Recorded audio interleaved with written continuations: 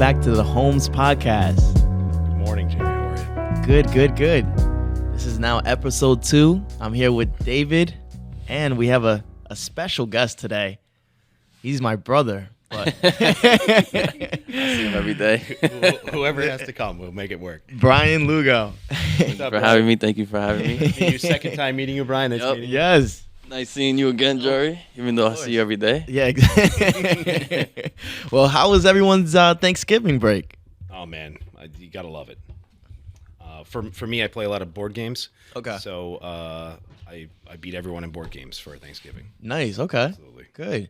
I mean, for myself, it's always a great reset to see family kind of get out away from the hustle and bustle and just sit with this clown right here. Oh, you're probably at the same table, right? Yeah, exactly. I mean, it's like, I had a hard reset, but everyone I see every day is still here. Exactly. Yeah. So. Yeah. No, And the food, too. Obviously, the food. Oh my God. So What'd you have for Thanksgiving? Oh, I had everything. It was there. I had it. Go. Explain. So you got to make the list. So I like more bitter. As I get older, I like more bitter food.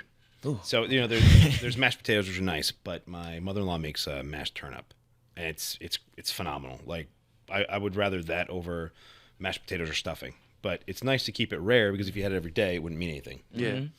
So it was a bunch of turkeys, of course, but I don't remember. It was a lot. Yeah, it was great though. It sounds like it's all in your stomach still. Well, no. You still have leftovers? No, I went. So we went the next day to grab leftovers, and I still have a couple leftovers in the fridge, which are no good anymore. I just haven't. Oh, yeah, you got to throw those out. But it's fun because now I have a couple chickens. So Okay. Oh, okay. So like when the stuffing went gray, it molded a little or whatever, we just didn't get to it. It was like day 6 or something. Mm-hmm. I gave it to the chickens. So you see them pick up a piece of stuffing and run around the backyard. with the stuffing. So Thanksgiving just lasts for everybody. Exactly. Yeah. But I hate waste, so I like having that. Yeah. Waste collector turn to eggs at some point. Yeah, I agree. Not yet, but one day, I hope. Mm-hmm. You and I both. I mean, we didn't save anything. We ate everything at the house, and when we came up, I was like, Mom, can you send me something? I don't have Did you anything. have Thanksgiving here in the area? Or? No, so I actually went down 87 to exit 16 in between like Middletown and Monroe. Okay. It's a small town called Chester, New York. I feel like I've heard of Chester before. Yeah. You probably heard of Woodbury Commons. Yes. The Yeah, outlet. that's Yeah, everybody, okay. Yeah. everyone knows there. So that's like the landmark. Yeah.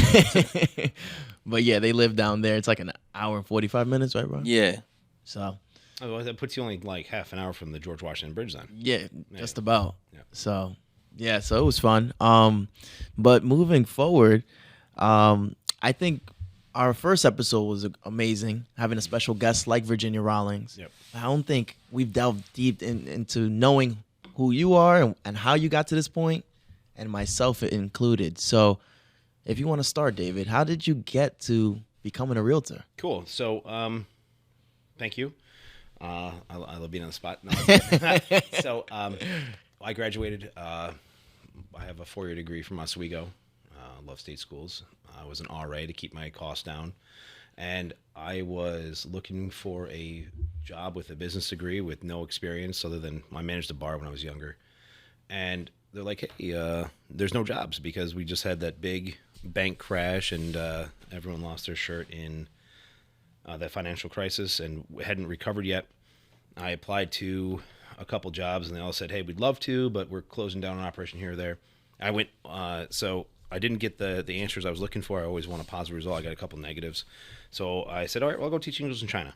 So I went to teach English in China from school year 2009, 2010. Phenomenal experience. My Mandarin is no longer good. Yeah, it used to be pretty on point. It's pretty beat up now. Let me hear hello. Ni hao. Oh, wow. Ni hao mao. Brian, is that good? Wo jiao. And how? Hen hao. Hen bong. Yeah. He also took Mandarin and tried to perfect it too. So I never traveled, though. That's pretty cool. That's yeah. For me, if you need to eat or drink or go to the bathroom, there's no better incentive to learn the language. Mm-hmm. The discomfort of your situation means say like let's figure this out. I remember on the bus ride from Beijing to the town I was in, Shandong province. It was I learned to count to 5. I'm like, all right, you're San. Su Wu. Yeah, well. Woo. Yeah. Yeah. Anyway, so I came back to the States, and I got my real estate career. I worked for a Coldwell Banker, had some really great people to work with, but I didn't have any financial runway. I'd come back. I was able to buy a van off eBay for $500. That was my daily commuter. $500. $550, and I drove it for $570. I drove it for 5 years, sold it for $500. Wow. So it cost me $10 a year plus maintenance and gas to drive. I thought That's unheard of. That was now. the best. That was the best. That's awesome. I think some friends of mine tell me it was the best investment I ever had. $10 a year in a car. But I had a couple clients. I didn't have any money for advertising. I wasn't in the circles up in the Albany area. And I didn't really know how to proceed. So I ended up doing real estate door-to-door, and I worked at the Lindt chocolate store that I ended up managing for 3 or 4 years after that. So I let my license lapse. I got no deals. I was a union millwright for 5 years. I thoroughly enjoyed it, but I didn't like how busy I was, and then the off season or whatever. And I ended up going into property management for a year. Then I went back to a wrench turning job, and then I became a full-time agent. Hopefully permanently. We'll see how the market, moves. Knock on wood. Yep. Right. And I've been a full-time agent now for, I think, 3 years and a month. And I had the financial runway to get set up, proper advertising. I know enough people to, give me some referrals occasionally. And it's a whole different situation now than it was for me 12, 13 years ago. Mm-hmm. So that's how I got into real estate. I have a very big construction background. My dad was a union carpenter. He did some union, non-union work, always working on houses. So I have a strong construction side knowledge to my real estate career. I have done several flips, some of them more successful than others. I'm working on a city-owned property right now that I'm going to keep forever. I need 10 to retire. So when I tell clients, hey, they tell me, hey, I want to own some real estate to retire, I'm like, I'm on the same path. Mm-hmm. I don't preach something that I don't practice. I'm right in there with them. And as we'll get into later with the stats, I like the worst of the worst because I like redoing everything. Mm-hmm. I'm not afraid, and I want to be able to form a product I'm proud of that I know it's going to last, right? And I find that a lot of investors gravitate towards me because I can talk the same language as they can. Not Mandarin in this case, Brian. But construction, sill plates and load-bearing walls and whatever. Mm-hmm. So same question to you, Jerry. Tell me how you got in this chair, what your past experiences have been, and what your experiences as a real estate agent have been. Okay. And answer it in Mandarin. We're only speaking Mandarin for the rest of the podcast. Before I get into that, I want to say what a journey. I mean, from start to finish, it sounds like you never gave up with staying in the industry of real estate. So I don't know if it's because I don't like quitting, giving up, or if it's because my ADD kicks in and I'll say, look, this, whatever it is that comes up, it's just a new challenge. Go for it. Mm-hmm. I remember when I graduated college, I thought I was going to be third floor or higher corner office in 5 years. I didn't go into accounting because I didn't want to do just changing numbers on the bottom of a page. I wanted to make deals and talk to people and shake hands and get the big jobs done and have the right people hammer out the fine details. I don't have a corner office. My corner office is my windshield. And I literally pick cars that have good Bluetooth so I can make all my calls on the car. Yeah. So that's my office too. Half my phone calls have a tick tick tick tick tick from a turn signal in it. So, but yeah, thank you. It's At least you use your turn signals. The option was adapt and survive, or don't adapt and fail, and that's not an option.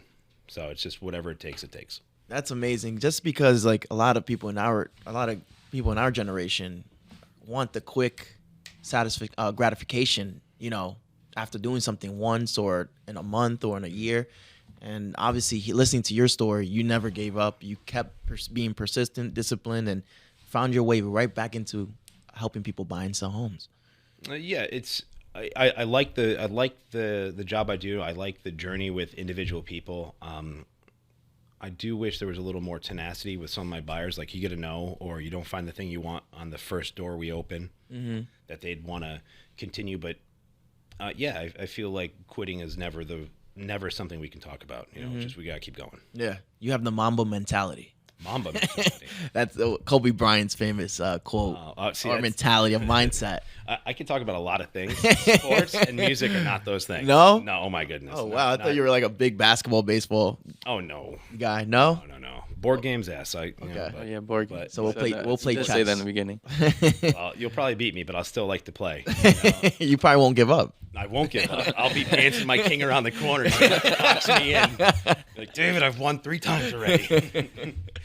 but here, let's go to you, please. Yeah. So I actually I grew up in the Bronx.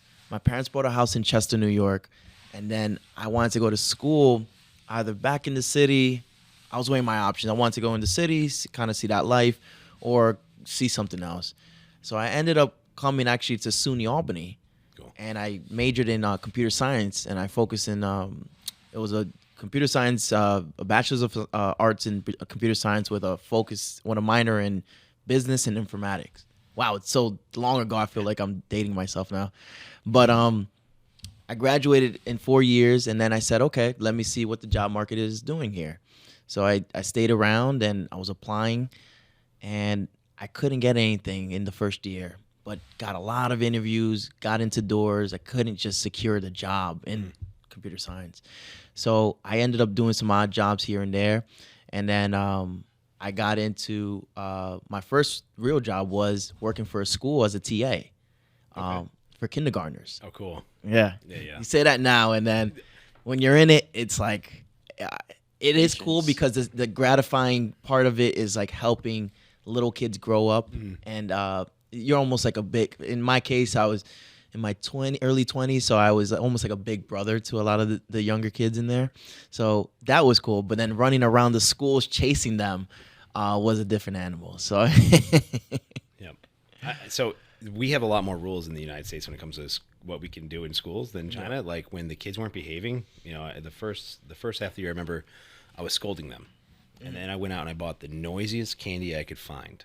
And it was like little jelly stuffed marshmallows individually wrapped.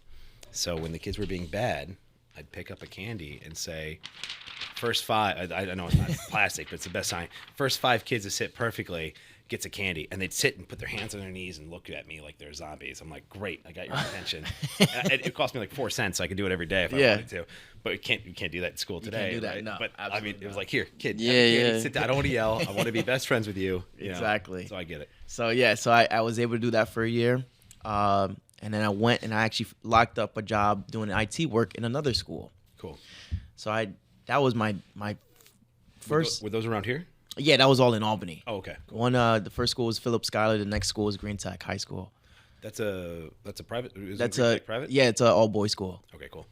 So I did that up until the pandemic hit, and then it was almost like for everyone. It was think about what you want to do, shut down, regather your thoughts. And for me, I spoke to my dad after everything happened, and he said, "Hey, get into real estate." And I was like, okay, how do you get in? My family does not come from a real estate background or anything like that. They bought one home, and that was their forever home. So I said, okay, I got to do some homework. So there was a course at Manford for 2 weeks from 9 to 5. It was a 2-week expedited course where you can get your license. So that's what I did. I got my license. I ended up at a smaller brokerage, and then I learned a lot in a year and a half, and then I went to Keller Williams, and then I'm here basically. Cool. Yeah. So, when did you graduate college? You didn't give a date on that. I graduated in 2017. Oh my God, you're so young. 2017. Yeah. Awesome. Cool. Yeah. So, what experiences are part of your education do you think best translates to your real estate career? That's a great question. Being patient. Being transparent. I think a lot of those couple of jobs in the beginning, it taught me a lot of also being disciplined and showing up. Gave me a sense of order in my life. So, that best translates to being a realtor, because as your day is made up by you need to have a set plan every day in regards to what you're doing. I think for me, the major part of being a teacher or working with children is, 1, patience, and 2, you get asked questions that don't make a lot of sense, and you have to translate how that question makes sense for a real estate mindset. And I feel like most of my job is getting people to say, look, you can do this. I know you're new. You can do this. It's okay. These are numbers, not letters. Let's add, whatever. And we translate that beginning process into success. And there's ways to do it. But number one, it's just education. And say, look, you don't know the steps. You found them on your own. If someone was buying a house, they'd come to a real estate agent like, I don't know the steps, but I want to own a white picket fence. I want a place for the dog. I want a place for the kids. I'd love to have a driveway. Or if they're coming from the city, say, I don't have a car. I don't need a driveway. I need something small and efficient that I don't pay $3,000 a month. And you can translate those needs and say, this is the path, and I'm going to educate you as my number one goal. I'm going to educate you and guide you, and I need you to trust me because this is what I do every day. And I feel like, the fact that you came from a teaching, you had some years in school is huge, because education is probably the most important part of my job. Mm-hmm. Opening doors, telling someone that a room with a stove is a kitchen. They need to know that. We talked about that last time. Yeah, we did. Like, I open the door, go, look, if the house sells itself, great. If not, we'll go to the next one. Mm-hmm. Right. Yeah, so I think that early experience is probably a reason why you're sitting here today. I agree. I mean, without that, I don't think I'll be prepared to be able to do the things I'm doing today. Mm-hmm. I guess on a second note, what challenges did you have coming into the business? What were the initial hard, setbacks that you were like, oh, wow, maybe this isn't for me? So I got my license for the second time. I went to Man for the first one, and then I did the cheapest online course I could find for the second one, because it was just, you have to do it. You just got to, For any agents out there that are new, don't let your license lapse or go too long, because you have to do it all over again. Mm-hmm. But for me, the biggest challenge in the beginning was, how long it took to be successful. I got my license November of 2020. So we're 3 years. I'm 3 years and a month in for the second time. I got mine October 2020. Perfect. So we were right there. So I had some advertising out there, pay-per clicks or pay-per phone call or whatever. And I was showing a lot of houses. I was in the north side of Albany. I was getting like 30, 40 phone calls a month. Like, it was a lot. I was paying a lot for advertising. And it took me a long time to close a deal. So I closed my first deal in May for $93,000 on a two-family. That's 7 months for $2,200. I mean, that's $10 a day, and that's before you minus out gas, time, and advertising costs. So I was pretty negative for a long time, and then I remember in December that year I closed 5 deals in 4 days. Right there, you go. Wow. One was for me a whale. It was in the 440s. So that was like, okay, I can do this. Proven. Mm-hmm. There are slow times you got to prepare for. There are fast times you got to be ready for. But we're good. End up closing 19 my first year, but 18 of them were after June 1. So, what I mean? What does that mean? So the bulk of his sales happened almost after the second half of the year. Yeah. So the first 5 months. So the first 6 months, he didn't really have much sales. Not your fault, but the market, buyers may not be willing to, jump on something they don't want to jump on, or finding sellers too. It's I didn't get any listings my first year, but everyone was coming from the city, and they had, everybody had 90 to 95,000 in cash. Like, every Tom, Dick, and Jane from the city, and it was early COVID, and they were trying to negotiate $120,000 listing to 90. I said, you're going the wrong way, brother. Like, this isn't your pre-COVID world. This isn't 2014, where if it's been on market 3 hours, you might still have a chance. It's like, you need to you have a check ready. Let's go. So yeah, I was really happy to have a successful year with how the first more than almost half the year went. Brian, do you want to introduce yourself? Talk about your education, your experiences. Yeah. Real quick, I would just say, so for viewers that don't know, besides being Jerry's brother, I too also went to the University of Albany. Went there I went for a business administration, and graduated with marketing in the year 2018. So after going to school, landed a job in Troy doing digital marketing.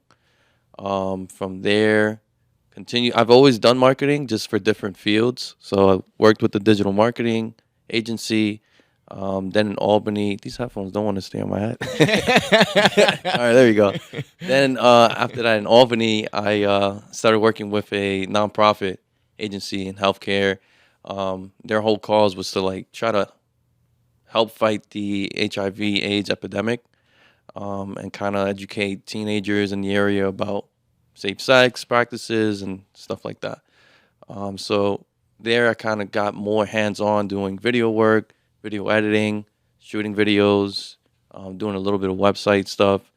And once Jerry started getting once he got his license, he kind of put me in the space of like real estate marketing. So helping him out with his videos, being kind of an eye to kind of not critiquing, but just editing some of the stuff that he wanted to put together. And I started liking doing those type of videos and walking with him around these big houses and stuff like that. So yeah. So my background is just anything with a camera or video editing. I'm usually there. So today I'm in front of the camera. But I did have a question. So it was not all about me right now. But I wanted to ask, when you guys first got your licenses, did you get customers or clients that would ask, like, should you have a house before being a real estate agent, or even look at you as like? That's a really good question. Does that help more, or is it not as important? Yeah. So when David was talking about his early journey in real estate and having to pay for marketing ads and things like that to get business, I actually did it the complete opposite way. I actually shadowed a lot of agents in my office in the beginning, and kind of like you said, my first sale was maybe like $30,000, some foreclosure, and that was like the world to me, because just helping someone go from point A to point Z, it was new, it was like exciting, it's still new and exciting, but it was just that I was like, wow, I'm doing it. So when it comes to your question, it was repeat the question again. Yeah. So the question is it helpful to have a house before becoming an agent, or is it not as important to be an agent? I think it comes down to experience. I think, of course, it does help, because then you can see it from a different lens and provide more information on what you're seeing to your clients. But if you also have that same experience, helping others tour properties or shadow others, or even educating yourself with books and YouTube, I mean, you're also another glossary for that client. You're pretty much, you're the professional. So in order to be the professional, you have to know exactly what the ins and outs of home ownership look like, and the ins and outs of a home. So, Brian, I don't think I like Jerry's answer, but I want to answer it in a different way. I don't think it can hurt. I don't think it's a mandated thing, right? Because if I was buying or if I was investing, depending on my experience level, I may not need you at all except to open doors and write deals, right? If you knew how to get to A to Z, right, and you could do it, and you couldn't tell me about the start taxes or what, when you open, when upon owning the home, you want to, whatever it is, make sure you set up your garbage if you're not in the city of Schenectady, or a city that pays for garbage, or it doesn't for the first time, you got to set up a national grid account that maybe you never had to do before. Those are nice, and should be known at some point, but you can learn that without owning the house. What you may not know is, hey, when your dishwasher breaks, or you run out of soap tablets and you use Dawn dish soap or some other name brand, and it fills up with bubbles, and your wife yells at you because I've done that more than once. But it gets the dishes clean, but it's just not the right way. It's nice to have that knowledge. But if I were a contractor and I had someone that could do return on investment and numbers for me and give me an after repair value that was very accurate, I don't care if they know what a sill plate is. I don't care if they can tell me, hey man, 2x8s are more expensive now, so your headers are going to cost you an extra $3 a piece. They don't need to know that if the parts that I ask them are, the depth of knowledge is at least reasonable, if not excellent. But I think every time we add any kind of personal experience, it gives you more to converse about. So I don't think it's a necessary thing, but anytime we can say, hey, upon the close or on the way to closing or whatever, this is what we want to do. I think it can't hurt. Mm-hmm. Right. I thought your question was going to be, in order to sell a house, you have to know anything about construction or the house itself before you get there. And I want to ask you, Jerry, if it can, do you do any research on houses before you show them? Yes, absolutely. What does that look like to you? So I mean, we have it right here. So pretty much, I have an appointment right after this, but I print out the MLS sheet just to get a quick rundown of what, the stats are and stuff like that. But also I like to see what's selling in the area. So want to kind of market or position myself where I know, if my client was ready to move forward on it, I can give them a price range in regards to, what is selling in the area. So that's the bulk of it. If my buyer has further interest, then I do a set of, other, questions and information seeking from the listing agent and myself. So that's kind of. So I appreciate that answer. You have one showing after this, right? Yeah. If you had 5 showings with the same client, would you do the same amount of research on all 5 houses? Ooh, maybe not. My answer is no. Okay. Right? And I'm going to tell you why. I do none. Right? If I show, let's say I have a busy weekend, I'm showing 4 clients on a Saturday and 3 clients on a Sunday. They each want to see, let's say, average 3 houses. What's that? 4 and 3 is 21 houses. Am I going to memorize 21 houses? That would be a tough task. My hope is that if I show 4, they're interested in 2. And if I show 3, they're interested in 1. And then, as long as I get a little glimmer of hope, they're like, hey, let's talk about this house tomorrow. I'd be like, great. And they ask me a question, I'd be like, hey, and I have this conversation with my buyer clients. I'm like, I have no idea. If I'm showing 21 houses and it takes me 2 hours to remember everything, to go through research, days on market, a very light comparative market analysis. Exactly. Do you think I'm going to hold 21 different tax records in my head? No. Oh, no, no chance. There's no one. Yeah. No chance. So I say, hey, if it's no good, tell me it's no good. We'll leave right now. I don't want to say yes to things. I want to say no to them. No to this house. Narrow no it down to the one they want. And then when we get to 1 or 2, let's deep dive as far as you want to go. Yeah, 21 houses to remember. That's tough. Yeah. I mean, if you're doing 21 showings, that's that's a lot. But there have been weekends that are like that. Yeah. But if I'm showing one house, maybe I go a little different. What's the most showings you've had in a day? I've had some Saturdays and Sundays where I don't spend enough time with the family, and I get in trouble for it. Like it's 10 or 12. 10, 12? Yeah. Same client or? No, so I try to make it a point where I don't show a single client more than 5 houses. I'll request up to 6. I don't want to show more than 5 because there's a breakdown. If I showed you 1,000 houses tomorrow, let's say tomorrow could stretch on for infinity. What's the second house like? I don't know. I remember the one with the poop. I remember the one that burned down. I remember the one where the neighbor chased us out. So out of 1,000, you remember 3. So what's the point in showing you the other 997? Right? Doesn't make sense. That's a good point. Doesn't make Yeah, sense. that's true. Right? I don't mind requesting up to 6. And my preference is not more than 4. And that's why the moment I get in the door, if we can throw one out, they walk in, they drive by, they say, not for me, not for me. Great. Don't take up any mental space. I don't want to talk about this ever again. Let's move on to the 1 and 2 you liked and the 3 and 4 you kind of liked. Narrow it down from there. So, No, it's true. From, I go into the grocery store. I forget what I'm even shopping for sometimes. don't ever shop hungry. Oh my god, that's the worst. That is the worst. I'm just You buy the whole thing. Yeah, I'm like Doritos, Cheetos. Yeah, it sounds good. Whatever. I love taking my kids to grocery stores because I want to buy everything too, and they convince me. I'm like, as I tell them, I don't know what happened. But I took the kids, and they got their favors. I got a couple of mine. Everybody's happy. Yeah. See the bill, it's $500. What did you get? Snacks. That's 2 loaves of bread, dude. Yeah. Yeah, that's true. Oh my god. Oh god. No, the most I've ever done in a day, I would say like 6, 7.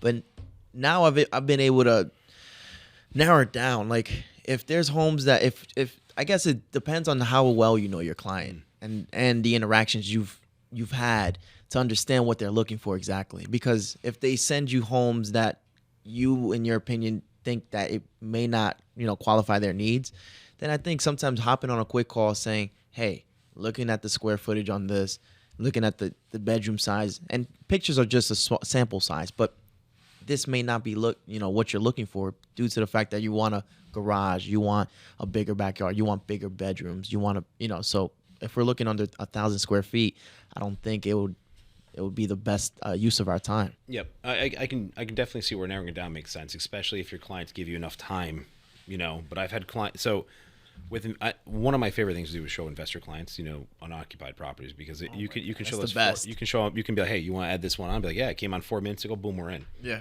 And investors who have bought 10 houses before, they walk in and be like, no. Be like, let's go to the basement. I'm like, you care about bedrooms? Like, I don't care about a basement. I'm gonna rip that wall out anyways. Let's go to the basement and see what the problems are. So, and or clients that you've had 10 showings with or 20 showings with, let's say that we're just not getting, we're just not hitting rhythm on our offers, or we're writing offers that are logical and not desperate, because you only need one desperate buyer to sell a house, and we run up against it every day, right, Jerry? Like, there's every day. What's as good as a CMA if there's 2 or 3 people out there willing to go 50,000 over ask, and they've got the 50K on to cover the short gap of appraisal. Let's talk about appraisal gap. Have you had an appraisal gap this year? Yeah, it's a small amount though. The buyer was able to cover it. So for anyone listening on the appraisal process here, the bank will send out an appraiser, and they don't get to choose who it is. It's been separated since the housing crisis, where banks used to have, hey, Johnny, I need this number high. They used to be able to influence things. Mm-hmm. So now there's a separation where they blind jump into a pool, and someone says, I can do it. They don't know who it is. The appraisal comes in. And that's supposed to be like the cooling dish, right? That's supposed to say, hey, the market's going outrageous. We're going to, it was listed at 325. We appraised it at 328. We think that was a fair number, but your offer's 400. So you're going to have to come up with whatever your down payment is. Let's say 20% on 325 is about $70,000. And you're going to have to bring the other 60 to the table, or the other, 325 to 400, and the other 75,000. Yeah. So you're 125,000 down now, because the bank says it's not worth it. They're not going to stop you from spending all your money if you have it. They just won't lend on it. So when it comes to appraisal gap, I've written a lot of escalation clauses. Me too. And when they say, hey, you're escalating to a number I don't think it's going to appraise, be like, look, according to we will cover a $5,000 or $10,000 appraisal gap, but I can't put infinite on there. No. It's like, on an inspection, we might move the inspection criteria up to $2,000 or $2,500. Mm-hmm. But I'm not waiving inspections unless I'm buying the house for dirt cheap. Mm-hmm. Right. So, yeah, I think it's great that you brought that up, because that to me can be a sticking point. I've lost deals over that. Not many, because I think when you say, hey, there has to be some logic still in the game of how we do this, I think people recognize that. But if the seller can get more, then they can get more. Then why wouldn't you? They're going to. Yeah, exactly. I just had a deal this morning. Unfortunately, we didn't move forward with our offer, but there was 4 offers that were received. It was actually a home right here on Van Branken. It was a single family. It was nice, vacant. And long story short, we were competing. It was I'm assuming it was 3 financing offers and then 1 cash. Mm-hmm. And we had an escalation that superseded everybody else's, including the cash, but the cash it was cash, no inspections, and you're not dealing with an appraisal contingency. So why wouldn't you? Yeah, and you can write 15-day close in there if you can get your attorney to rush title. Exactly. So unfortunately, we couldn't move forward on that, but it kind of still speaks to the climate of the market. It's absolutely. It's not what everybody thinks it is. It's still competitive on certain homes, but let's talk about what is the market doing in Schenectady, David? Cool. Do you want to talk about the G-Car one that Joe Krongold found? He's not here, but I'm going to throw him all the kudos he deserves. He found this for us again. Yes, let's touch on that. The same one as last time, because G-Car isn't updated yet. It's a greater capital area of realtors. So this is what we talked on. I think I want to talk about this as more important to a brand new agent. Like, if I saw these numbers coming into October where your closed sales were down 52% compared to last year, that would be a tough new thing to jump into. Like, when you and I got our license almost the exact same time. Yeah. Everything was doubling, right? Mm-hmm. You had rising value in homes. You had, if you could find it, you could sell it. There were sellers eager to sell. There were buyers eager to buy. This year it's down 52%. If I had a new license tomorrow, I would want to be on a team. or something like that. Just to feed me. Yeah. I mean, It's not a bad. That's not a bad suggestion. you know, I had the runway this time, the financial runway and time to, you know, build a career slowly. If I had half those opportunities my first year, if I closed 9.5 out of 19, I wouldn't have stayed in the field. I think I closed 12 my first year, so I was that person. Yeah, but it was probably like, if you are growing your speed in your first year, 12 is great, right? But if you did 12 in January in your first month and then nothing for another 11, that would have been a kick in the pants, right? Yeah. So imagine coming in with no runway and half as many things closing in October. Yeah. I honestly feel like I would join a team. You know, I'd go out there and say, look, yeah, I know about houses, I know about construction, or I'm a great salesman, or hey, you want a free chocolate? Now come into the store and buy some chocolates or whatever it is. You know, I would feel like I would share commission, no problem, if it got me with someone that could feed me leads. Yeah. You know, I'm at $5,400 a month now on my business. That's what I spend. You know, I've got 2 assistants. I've got advertising on my website. Clear, the number 2, close homes. Right? Nice plug. Right, nice plug. And it shows commercial on there too, not just residential. Good. It shows commercial. I had You're 2 moving on up. showings on Monday. But anywho, you know, I've got that financial runway to support someone, and there's a lot of agents out there killing it. Mm-hmm. You know, there's several we could name if we want to that are doing 90 to 100 deals a year, and they may have the runway and the room saying, hey, look, I'll just double my advertising, and I'm going to train you, and here's your profit split, and let's go. Yeah, let's go. Yeah. You know, but down 52% is a big number. That is You know, huge. down 37 on the year is a big number, right? Yeah. That's just less opportunities Yep. for agents out there. I mean, days on market, 21 days on market. So things are Still wicked fast. things are going off the market in a blink of an eye. Wicked fast, though. I mean, that's not even, normal numbers. What's a normal number for the days on market? If that's fast. Pre-COVID, Yeah, before COVID. 30 days. 30? Yeah. That you wouldn't even talk about a price adjustment before COVID after that 30 days, Wow. right? You weren't in a rush. We were so high strung. We were so amped up on coffee and whatever it takes to keep moving that we're like, I did my first open house. It's 12 minutes in. I've only had 6 people. Only 5 people were waiting before I opened the door. What's going on? Did I do a bad job? That's what we've come to. You know, if fast food's not fast enough, pre-order it on the app. Skip the line. Mm-hmm.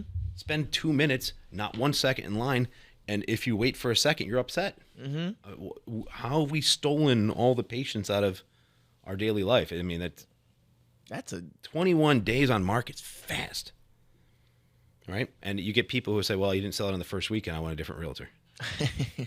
It's like Hold the phone, man. It's just That's outrageous. insane. Yeah, no, it's Yeah, true. wow. I think When you you say it like you that. just touch on something very, I think, deep right there. Patience has been stolen from everyday activities. Is it anxiety? Is it just like it's just the way it is now? Like it is what it is? We have a huge hustle culture. Everyone talks about what's your side hustle. Hey, what's your job? What's your 2 or 3 side hustles? You must have 2 or 3 because you're only working 50 hours a week on one job. So what's keeping you busy? The other, you don't sleep, right? Let's go. You know, it's too much.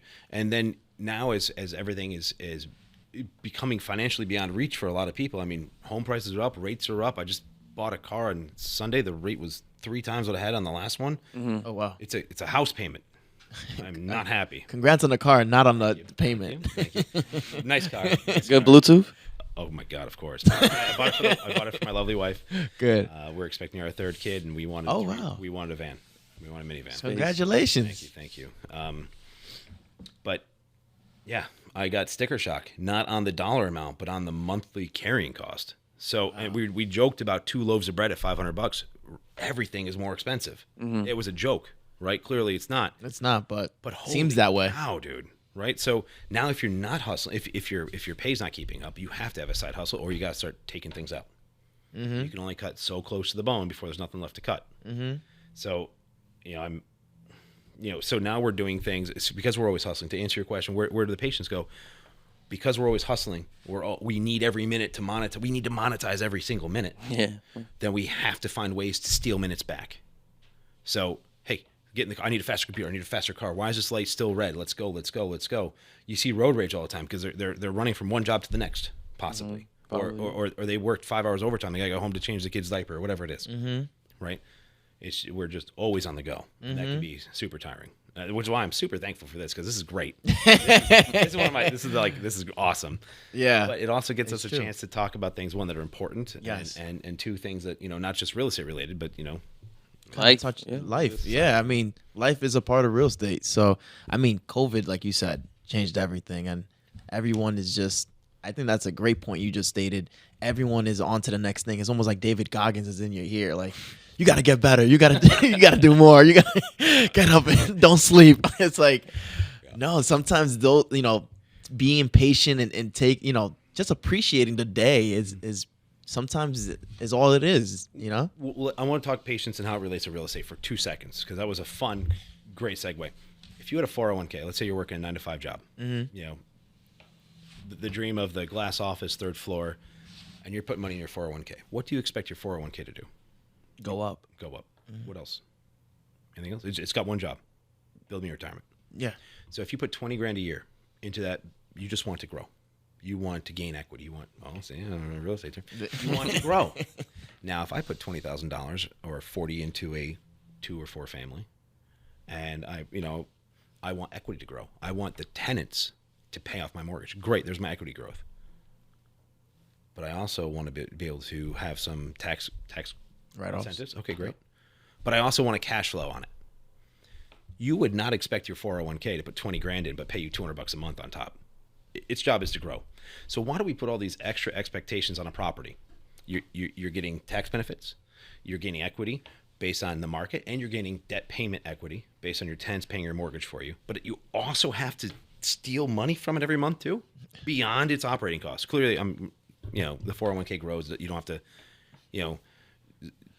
put a new roof on or change windows or turn it after tenants on your 401k. But if all that's accounted for on your rental property, why can't we just let it grow? Why do we expect and mandate that it also pays us back? It's the only investment you'd expect that I can think you'd buy where just quadrupling in value over 20 years isn't good enough.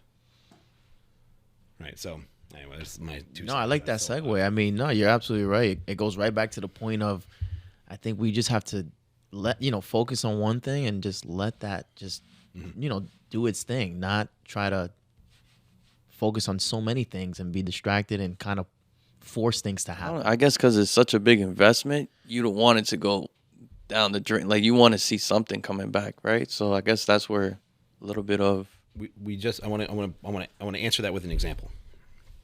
We were just under contract. We just canceled for inspection reasons on a house going up the way of Van Franken, and they bought it for $90,000 5 years ago.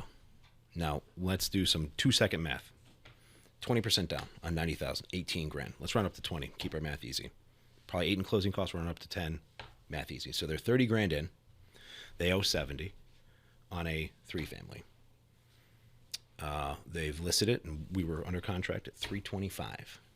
They've done no work on the house, paint and whatever, but nothing substantial. On 30 grand down, they've had 15 rent years because it's 3 units, 5 years, 15 rent years. That's 180 rent months. If they made $200 a month per door, right? They made 36 grand back on a $30,000 investment. The tenants were, on top of that, paying down the mortgage for 5 years. On top of that, the property went from $90,000 to $325,000. Wow. Right? So they put 30 grand in, got 36 back, plus all the equity difference. Right? I can't think of any other vehicle. It's a home run. Yeah, that's true. I don't think so. So when you said the $200 back a door, is that the rent? Yes. So your total gross, let's say $1,000 rent. Keep numbers easy, and you got 500 and 200, whatever. At the end of the day, once everything's paid for, you are profiting pure in the envelope. At the end of the day, $200 a door. So it's a 3-unit property, so there's 3 doors. So they're making $600 a month, right? So in that case, it was time that made the money. They were making some money with rent, but time is what made the property value, right? So in that case, imagine your 401k almost quadrupling in 5 years. Right? It's nuts. That doesn't. I hope it doesn't happen, because that means something has run away and we're gonna have a correction. Exactly. But like you said, I mean, real estate is where you want to park your money, to see that type of growth. Because I can't think of anything else that does that either. And you're living in that house too. For some people, right? So can be, right? Imagine if they got a roof over your head. Imagine if they use a 5% down payment loan on that, they would have, had 10 grand in the property instead of 20. 20, exactly. And it would have, the how hard your money multiply would have been more, right? And that's the difference. And I don't want to get into all the number stuff today, unless Jerry, you want to. But the difference between return on investment and a cash on cash return, where I pulled the money out of my pocket, how much am I putting back in? And that goes into the individual basis of what's your credit score, what'd you get your rate for? That comes down to the individual, where cap rate is property only because you assume a cash purchase at full price. But do you have any questions? No. That you want to talk? I digested that about that. I was gonna ask one about, but I'm thinking about it. I feel like it would deter us from what we guys had today. But it was about rent to own scenarios. Sure. Do you want to answer that? A lot of people ask that question, and I don't think that exists in New York State. I've always come across people who ask, but I'm like, they don't do that up here unless you're doing like a seller financing type of. So rent to own basically is seller financing, because they're saying I'll maintain my debt, right, and then you slowly buy it for me. What's the incentive of that? For the seller? Yeah. I mean, that they still have ownership in the property if they don't pay it. But they're slowly giving it away, right? Yeah, they're selling it. So in a seller's market, you get paid at closing. Mm-hmm. In a buyer's market, that's where you do rent to own or something like that. But if I had two buyers, if I was selling my house and I had two buyers, and I can get my 300 grand in over 20 years, I can get my 300 grand in 20 minutes, take my check right to the bank, get a cup of coffee, go home and say I did it. I'm going to take the money in 20 minutes, not 20 years. Mm-hmm. So when you have as tight of inventory as we have, when you have as many buyers as we deal with, there is no one going to rent to own, except they're going to rip you off, or they're doing it with a tax liability issue, right? If you came at me with $100,000 extra over the next 20 years, I might take you if I didn't need the money today, right? You're gonna have, and the question is gonna be, well, why couldn't you get financing? Well, I have terrible credit, or my money comes from sources I can't prove, exactly. And then all of a sudden I'm like, okay, it's getting more and more dangerous. Okay, so now I need a fat down payment, because if you walk off, I'm gonna have to sue you and whatever. So I'm gonna have to have a pretty healthy down payment, and I'm gonna sell it to you for more money. Yeah, I might make the choice to sell it to you 30% over market rate, which sucks for you. Yeah. And are you doing interest rates that are in line with what the market is asking, or are you going above? They're desperate. So you're going above what? Yeah. And then when are they paying you in full? That's a great conversation. That's where you talk about amortization tables. Hey, exactly. I'll sell it to you at a 25 amortization, meaning we'll break down the payments as if you were paying over 20 years, but we're going to balloon in 5, which means you pay me the rest of everything at 5 years. Or we might do interest only for 3 years, and then half down, and 3 years later the other half. We might do something like that. But that's 100% negotiable. But finding a seller to agree to something like that when there are 15 offers on every property makes no sense. So to answer your question, it's coming. There's going to be a time when there's more sellers and buyers. And that might be a great way to do it. Say, will you hold paper? If interest rates come down to 4% again, which hopefully they will, or 5%, and you're offering 7 or 8%, hey, I can make your equity gain money, and I can pay you, and you can actually get a sale out of it instead of just praying and hoping that a buyer will show up. But the market would have to flip completely from where we are today for most people to consider that. Well, hopefully we see that in 2024. I mean, it's around the corner. So I've heard great things in regards to interest rates are going to come down in 2024, more inventory. I'm hopeful. In 2024. Did you read so last night I was reading the Realtor newsletter. Oh my God. And the Realtor newsletter talked about all the predictions, but every one of those things is a prediction. And yeah, a lot of positive, two cherries on top of the sundae kind of positive. Hey, we're going to come back to, we might see equity drop by 2 or 3%, but you're not losing your shirt and all this and all that. But they're predictions, right? And sometimes they're right and sometimes they're wrong, and we hope they're right, but it doesn't mean anything. I thought we were going to have higher interest rates and then be dropping off already, which in some cases is happening, but not necessarily going to continue. I think the Fed said that interest rate hike might be on the table, but we'll see what happens. yeah, there was I feel like we are very close to end of time, and I hope we covered things that someone will find interesting. I had a blast, Yeah, no. Yes, I did. I learned a lot just sitting but here. there was a lot of things that I wanted to talk about that doesn't seem like we had that opportunity to. Jerry, do you want to do a double feature today, or do you have time for that? Unfortunately, I don't. But Okay, cool. I mean, we could always touch base again on the third let's week. bring it up because we had a couple things I think that made a lot of sense, and I'm glad we covered what we did. Yeah. Cool. We could, well, Let's wrap it up. Jerry, thank David, you. Thank you. I mean, you're a wealth of knowledge as always, and my brother being here just helped us even glue it together. So Thank you for asking the questions that you did, because I think we had a runaway a couple times with our experience level and talking about things that we knew, and it was nice for you to ask a question. Well, the question you asked was like, wow, I got to slow down for 2 seconds and bring it back to where the average buyer is going to ask a similar level of question. this is not his first time. He does this full time too. What? He's a podcast host. Ask questions that make you slow down. Yeah, exactly. That too. He's a therapist too. Roadblock. So, no, thank you for episode 2 in the book. So, It was awesome. um, We did get permission. If there's a artist out there that wants to put some art on this wall, we can. If you have something you want to lend to us for a podcast or two, I like that. We have to approve it. If it comes out with something terribly inappropriate for mature audiences, we don't want to put it on the wall. okay. We did get permission to swap that out. And if there's any artists out there, just send us a message or message us on Facebook where we're going to syndicate this stuff, or on YouTube or whatever. Mm-hmm. Just say, hey, I'm interested. This is what my art gallery looks like, and I'd love to put 1 or 2 on the wall.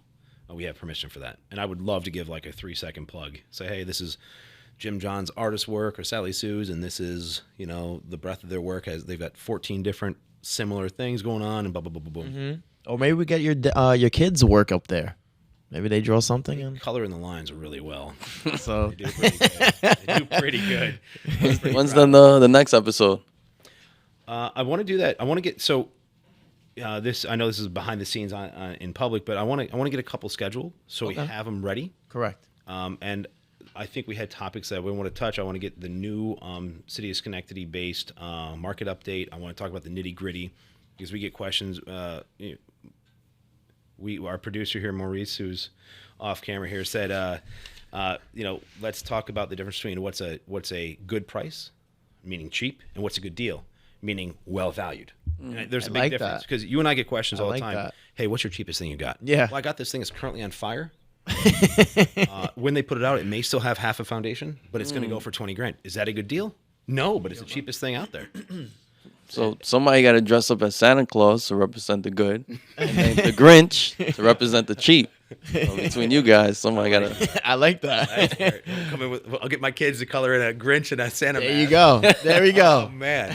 Now it's out there. I have to do it. I think you do. It's funny, and You I'm cannot do now it. I gotta pressure my kids to draw. So yeah, I'll definitely tune in for that one. Cool.